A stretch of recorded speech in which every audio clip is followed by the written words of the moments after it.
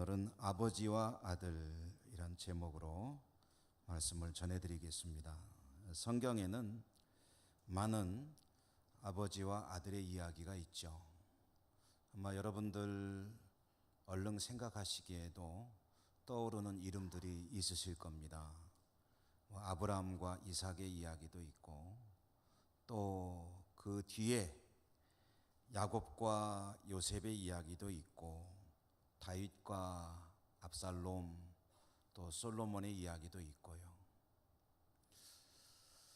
이와 같이 구약의 인물들의 이야기가 있는가 하면 신약 성경으로 와서 아버지와 아들 하면은 아마 또 제일 익숙한 이야기는 누가복음 15장의 이야기가 아닐까 생각됩니다. 흔히 탕자 이야기다 해가지고 자주 설교도 되고, 또 심지어는 교회 밖에서도 이 탕자라는 이야기를 필요할 때마다 자주 끌어다 쓰곤 합니다. 탕자, 둘째 아들 이야기죠. 그런데 주님께서 들려주신 이 누가복음 15장의 이 아들의 이야기, 아버지와 아들의 이야기에는 둘째 아들만 있는 것이 아닙니다. 큰아들의 이야기도 있습니다. 집 나갔다 돌아온 작은 아들의 이야기가 너무 강렬해서 그 이미지가 너무 강하기 때문에 둘째 아들 이야기는 이렇게 놓치는 또는 그냥 넘어가는 경우들이 많은데, 주님께서는 틀림없이 작은 아들을 통해서도 이야기하시지만 큰 아들을 통해서도 들려주시고 싶은 이야기가 있으십니다. 오늘 우리는 그 큰 아들 이야기를 좀 함께 나누려고 합니다. 작은 아들은 아버지께서 자기에게 물려주실 몫이라고 생각되는 그 유산을 미리 가불해서 가지고 의기양양하게 호기롭게 집을 떠나 먼 나라로 갔다가 그만 얼마 안 돼서 그 돈을 다 탕진하고 거지꼴이 되어 집으로 돌아왔죠. 밥만 먹여주면 고맙겠습니다 하는 그런 비참한 모습으로 집으로 돌아온 작은 아들, 그 아들을 아버지는 전과 조금도 다름없이 아들로 대해주고 맞이했습니다. 아버지 가슴에 못을 박고 집을 뛰쳐나가 거지꼴이 되어 돌아왔지만, 아버지는 그렇게 돌아온 아들이 조금도 불편해하거나 민망해할 이야기는 아예 입 밖에 꺼내지도 않고 그저 묵묵히 기쁨으로 따뜻함으로 안아주고 영접하고, 목욕시키고 옷 갈아입히고 가락지 끼워주고 신발 갈아 신기고, 그리고 송아지를 잡아서 잔치를 베풀었습니다.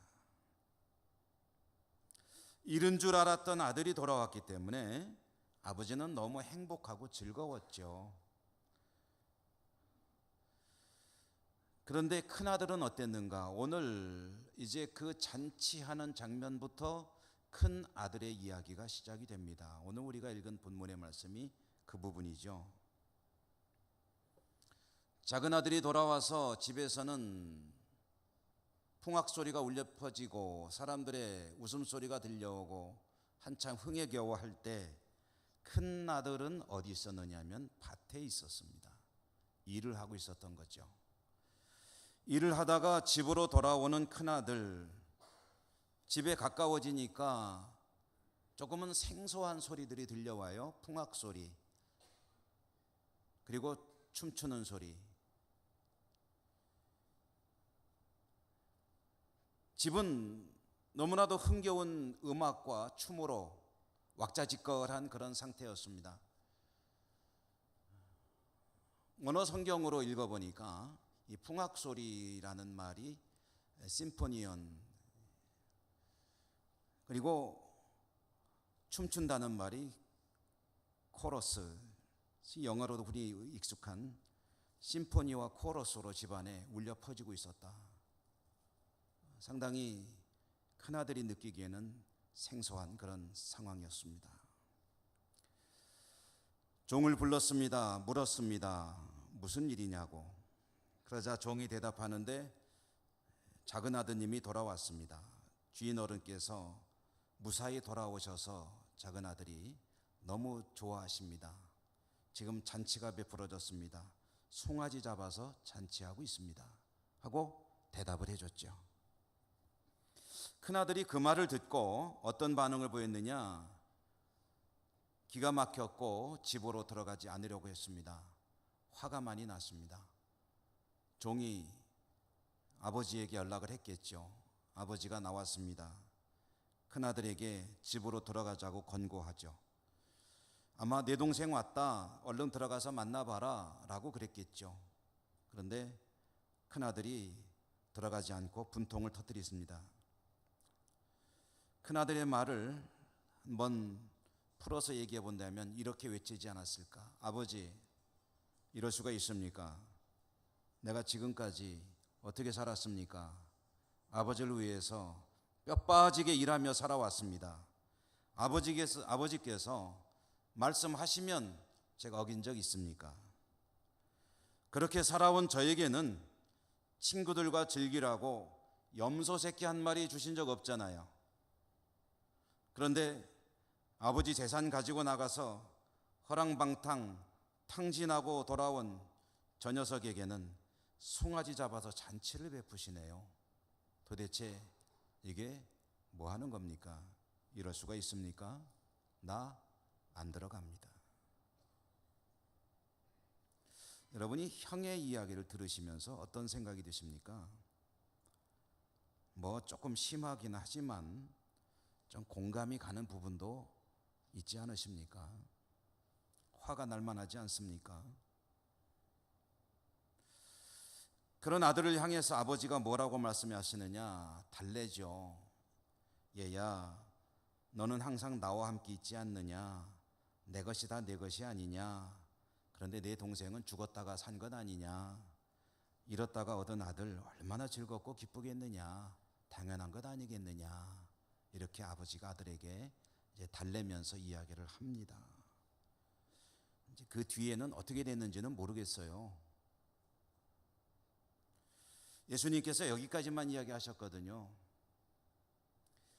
궁금하긴 합니다. 어떻게 됐을까? 큰아들이 아버지가 달래시니까 못 이기는 척하고 화를 좀 억누르고 들어가서 함께 저 이쁘진 않고 참 밉상이지만 동생 왔다고 그래도 그래 왔니? 하고 인사 한번 하고 잔치에 함께 앉아서 참여를 했는지 아니면 고집을 꺾지 않고 그냥 뛰쳐나가가지고 친구들 불러가지고 그럴 때는 이제 보통 술 마시잖아요. 그래서 술 진탕 마시고 그리고 아버지를 향해서 불만과 푸념을 털어놓고 있었는지 그 뒤에 벌어진 일은 모릅니다. 예수님께서 여기서 이야기를 스톱하셨으니까요.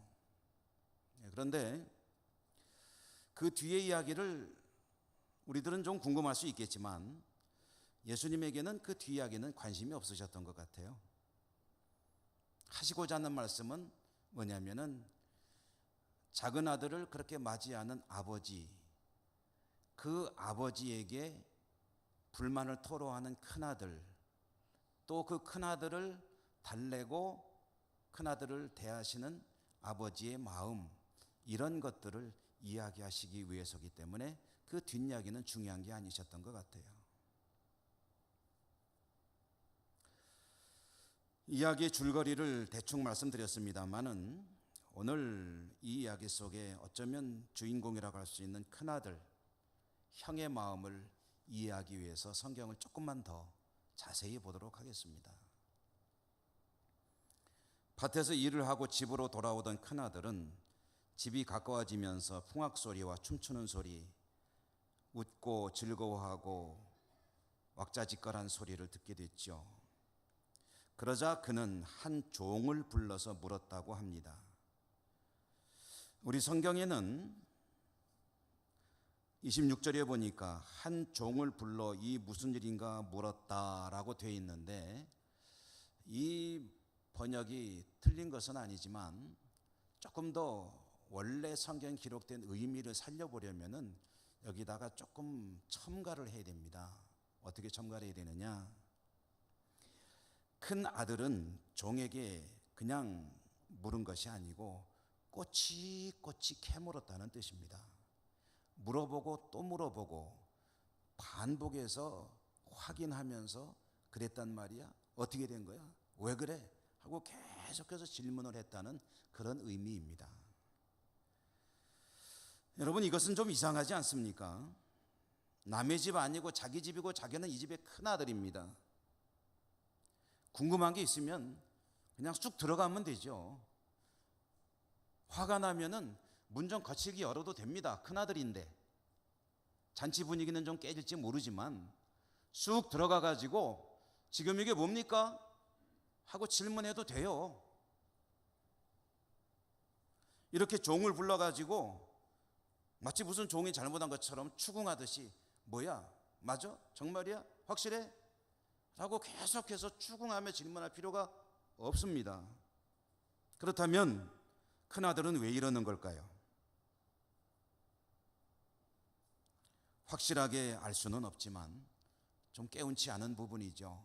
아마 큰아들은 집에서 그렇게 할 만한 그런 분위기 가운데 살지 못하고 있는 게 아니냐.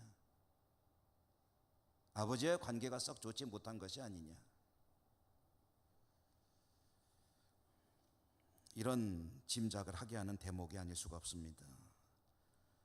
또 28절에 보면은요, 그가 화가 나가지고 노해서 들어가지 않으려고 했고 아버지는 나와서 권하는 그런 상황을 전해주고 있습니다. 이것도 조금 더 의미를 살려서 보면 그가 노해서 들어가지 않으니까 아버지가 나와서 권한다 하는 것으로는 좀 의미가 약합니다. 원래의 의미를 좀 살려서 옮겨보면 아버지는 아들이 안 들어오려고 그러니까 소식을 듣고 나와가지고 아들을 계속 달래는 거예요. 그러니까 계속의 의미가 들어있습니다. 달래고 또 달래고 설득하고 조금은 사정하는 쪽으로도 이야기하면서 이야기하고 아들은 계속 거부하고 이런 의미가 이 성경 말씀 가운데 들어있습니다. 그래서 제가 좀 이 장면을 좀 대화체로 한번 여러분에게 전달해 드리려고 하는데요. 제가 만들어낸 내용이긴 하지만 한번 들어보시기 바랍니다. 아버지가 나오셔가지고 얘야 들어가자. 왜 그러니? 네 동생 돌아왔다. 얼른 들어가자. 아니요, 저 안 들어갑니다. 제가 거길 왜 들어갑니까? 아니, 네 동생 왔다니까. 네 동생이 살아 돌아왔단다. 그 왜 그래? 얼른 들어가서 너도 반갑게 맞이하고 함께 잔치에 참여해야지. 아, 싫어요. 싫다고요. 안 들어간다고요.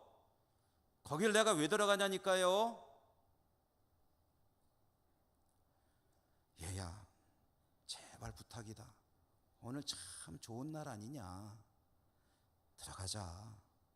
내 얼굴을 봐서라도 들어가자. 내가 이러면 안 되지 않니? 동생이 살아왔는데. 아버지, 더 이상 얘기하지 마세요. 저 안 들어갑니다. 제가 거기 들어갈 기분이 나겠습니까? 지금 가만히 있는 것만도 좋게 고맙게 생각하십시오. 저 지금 속이 터져서 죽을 지경입니다. 더 이상 말하지 마세요. 이런 분위기입니다. 큰아들이 왜 이렇게 완강할까요? 성경 28절에 보면은 그가 노하여 들어가고자 하지 아니하거늘. 노하여, 분노했다는 거죠. 화가 났습니다. 그런데 이 분노는 그날 그 자리에서 생긴 게 아니었습니다. 지금까지 살아오는 동안 쌓이고 쌓였던 분노가 이날 폭발한 거예요. 여러분 그렇잖아요. 대개 우리가 좀 꾹꾹 눌러 참잖아요. 어느 날 무슨 계기가 있으면 폭발하면 그때 그 기분 나쁜 것만 나옵니까? 옛날부터 탁 쏟아져 나가죠. 부부싸움하면 당신이 이날이 때까지 하고 나오잖아요. 옛날부터 1년 전 거, 2년 전 거, 3년 전 거, 5년 전 거, 10년 전 거. 오래 살수록 쌓인 게 많죠. 지금까지 쌓이고 쌓였던 분노가 폭발했는데 그러면 또 궁금해지죠. 도대체 이 큰아들에게 무슨 화가 그렇게 쌓여 있었을까? 분노가 쌓여 있었을까? 성경을 그냥 읽으면 알 수가 없지만 성경의 단어 하나하나를 꼼꼼히 들여다보면 거기에 왜 그러는지 이유가 드러납니다. 큰아들이 뭐라고 그랬습니까? 지금까지 나는 아버지 뜻대로 순종하며 살아왔습니다. 밭에 가서 죽어라 일만 했습니다. 그런데 아버지는 저한테 어떻게 하셨습니까? 친구들하고 같이 즐기라고 염소 새끼 한 마리 주신 적 없잖아요. 큰아들의 말 속에 중요한 단서가 들어있는데요. 29절에 보면 내가 여러 해 아버지를 섬겨 명을 어김이 없거늘. 여기서 아버지를 섬긴다는 말이 어떤 뜻이냐면요, 역시 성경에 원래 쓰인 말의 의미를 찾아가지고 정확하게 옮겨보면 내가 여러 해 아버지에게 머슴살이 했잖아요 라는 뜻입니다. 머슴살이, 일꾼으로 살아왔잖아요. 뼈 빠지게 일만 하는 머슴으로 나는 살아왔잖아요. 큰아들의 마음속에 맺혀있는 한이 뭐냐 하면요, 자기는 머슴처럼 살아왔다는 거예요. 아버지로부터 따뜻한 사랑을 받아본 적이 없고 아버지는 나에게 일만 시켰고, 그런데 저 아이에게는 달라니까 돈도 다 주고 나가서 저렇게 엉뚱한 짓 하고 돌아왔으면 두들겨 패든지 내쫓든지 해야 되는데, 글쎄 송아지 잡아도 잔치를 베푼다니 지금 나는 뭡니까 도대체?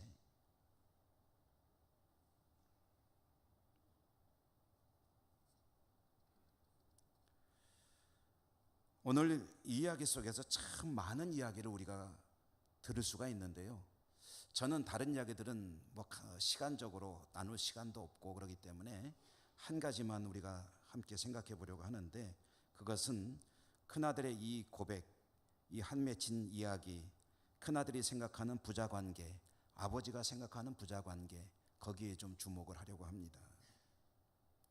큰아들이 생각하는 아버지와 자신의 관계는 어떤 것입니까?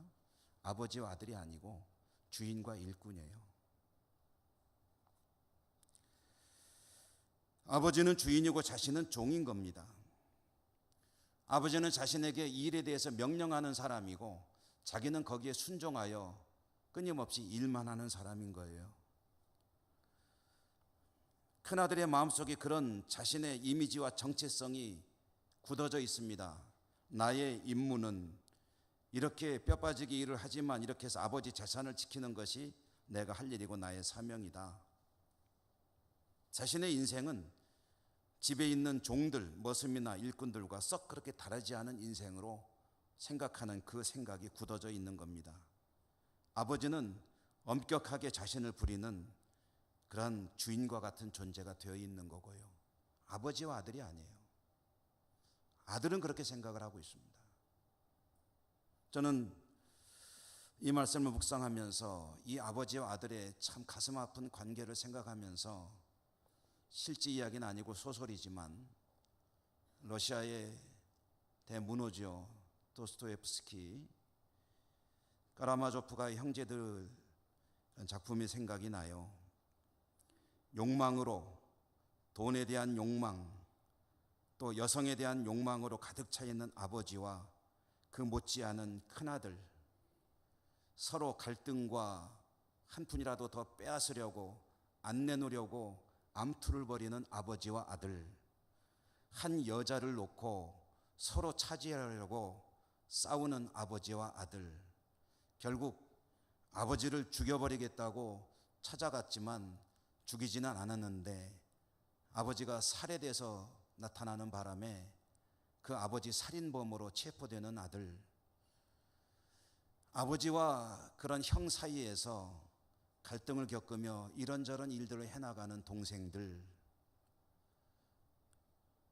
그 삶의 이야기를 들으면 마음이 얼마나 막 어두워지고 답답해지고, 이것이 무슨 가정이냐, 여기가 지옥이지.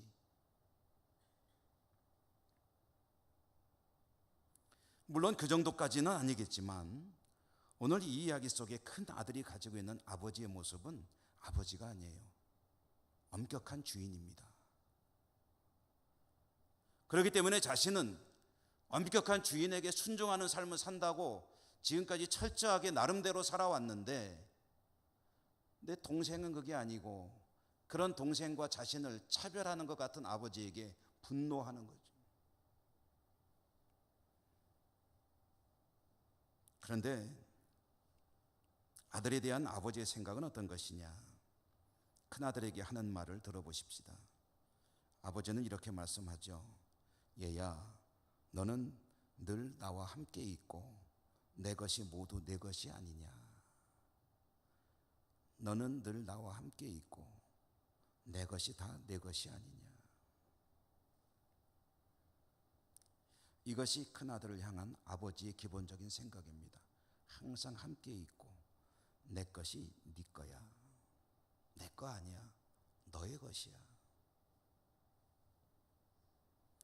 왜 너 자신을 그렇게 그런 생각을 가지고 스스로를 힘들게 하고 괴롭게 하느냐? 너는 내 아들이야.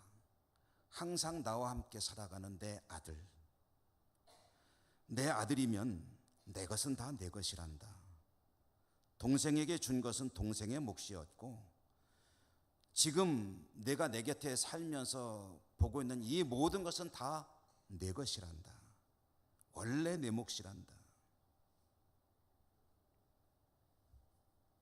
유대인들의 관습에 의하면요, 아버지가 아들들에게 유산을 물려주면 다른 아들들이 몇이든 간에 큰 아들에게는 무조건 다른 아들의 2배를 줍니다. 그러면은 이 이야기 속의 아버지는 아들이 둘이기 때문에 큰 아들에게 2배를 줘야 되니까 작은 아들에게 준 게 얼마냐면은 3분의 1을 준 거예요. 그리고 큰 아들에게는 3분의 2를 주는데 그게 지금 여기 남아있는 재산입니다. 이걸 큰 아들에게 다 줍니다. 이미 주었습니다. 모르죠.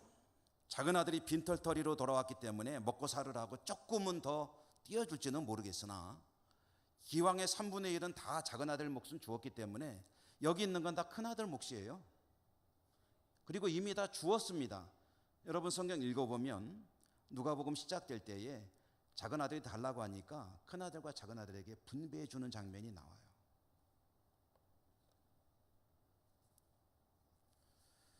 큰 아들이 착각한 것이 뭡니까?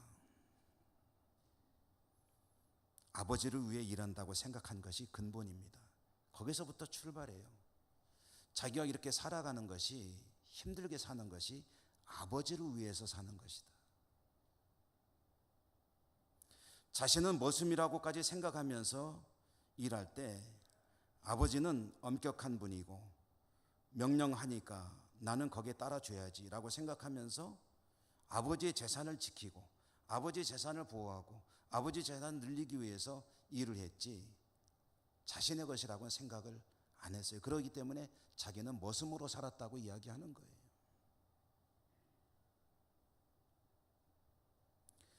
여러분, 주님께서 이 이야기를 들려주시면서 큰아들을 통해서 하시고자 하는 이야기가 참 많습니다만은 오늘 우리가 아버지와 아들의 관계에 집중한다고 말씀드렸죠. 큰아들의 생각 속에 너무나도 잘못된 오류, 그것은 자기가 이렇게 열심히 사는 것이 다 아버지를 위한 것이라고 생각했다는 것, 그것이 너무나도 큰 오해였죠. 우리의 신앙 이야기를 조금 하도록 하죠. 여러분, 우리는 신앙생활을 하면서 하나님을 위해서 일한다고 생각할 때가 참 많습니다. 헌신하죠. 충성하죠. 봉사하죠.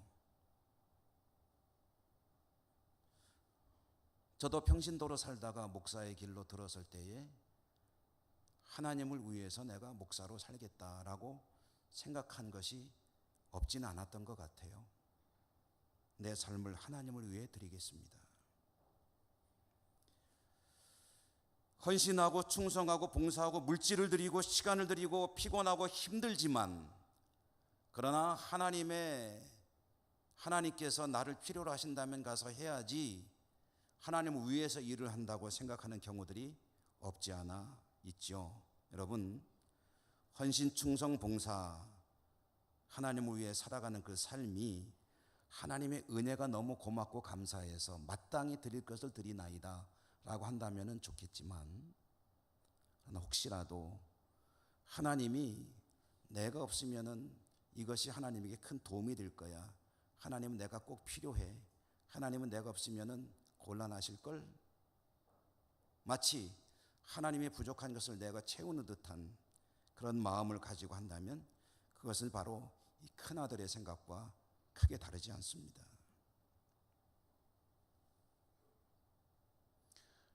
VIP 모셔오기를 하는데 전도를 하면서 하나님을 위해서 내가 전도를 해야지, 교회를 위해서 전도를 해야지, 그런 분 계실지 모르겠지만 저 목사의 목회 성공을 위해서 전도해서 도와주지 뭐, 이런 생각을 가지고 있다면 그것은 대단한 오해입니다. 말씀을 준비하다가 우리 표어가 생각이 났어요. 하나님을 기쁘시게. 문득 그런 생각이 듭니다. 하나님을 기쁘시게 하는 이 표 자체도 혹시 내가 뭔가를 해서 하나님을 기쁘시게 해드리는, 많은 희생을 감수하는 것처럼 오해할 수도 있겠구나. 여러분, 하나님을 위해 산다고 일한다고 생각하지 마십시오. 하나님은 그것이 있어야 되는 분이 아닙니다. 부족함이 없는 분이에요. 내가 물질을 드려야 일하실 수 있고, 내가 봉사하고 헌신해야 하나님의 일들이 이루어지는 것 아닙니다.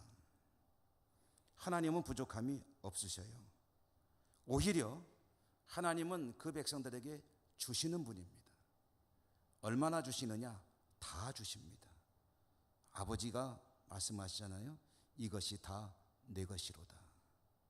아들까지 주셨는데 주지 못할 것이 뭐가 있겠느냐 라고 말씀하시잖아요. 우리가 하나님 앞에 충성하고 봉사하고 헌신한다면 하나님이 나를 필요로 하기 때문에 내가 가서 도와드린다가 아니에요. 하나님께서 나에게 베푸신 은혜가 너무나도 크기 때문에 내가 마땅히 이것으로 하나님 앞에 보답을 하는 것이고, 하나님께 뭔가 좀 할 수 있는 것을 하는 것이지, 하나님이 내가 필요하기 때문에 야, 네가 좀 나 좀 해줘야 되겠다, 네가 없으면 곤란한데, 이런 거 아니라는 거예요.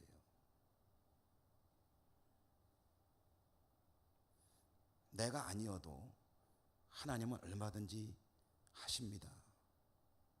에스더에 보면 에스더가 왕비가 됐죠. 모르드게가 가서 네가 좀 나서야 되겠다 하니까 에스더가 뭐라 그래요? 아니, 곤란한데요.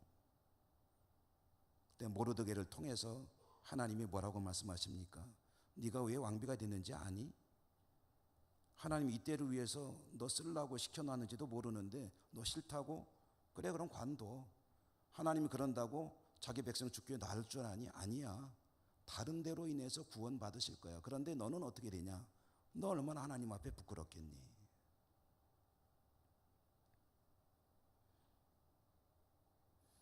여러분, 하나님의 은혜가 감사해서 하나님을 위해서 뭔가 좀 한다고 하더라도 그것은 사실은 하나님을 위해서 하는 게 아닙니다. 엄밀히 말하면 오늘 말씀을 비추어서 이해한다면 그것은 나를 위한 겁니다. 그게 나의 축복이에요. 하나님께 뭔가 공헌하고 봉헌하고 헌신하고 충성한다 하지만 열심히 산다면 그것이 결국은 나의 복이라는 거예요. 하나님은 그거 없어도 상관없다는 거예요.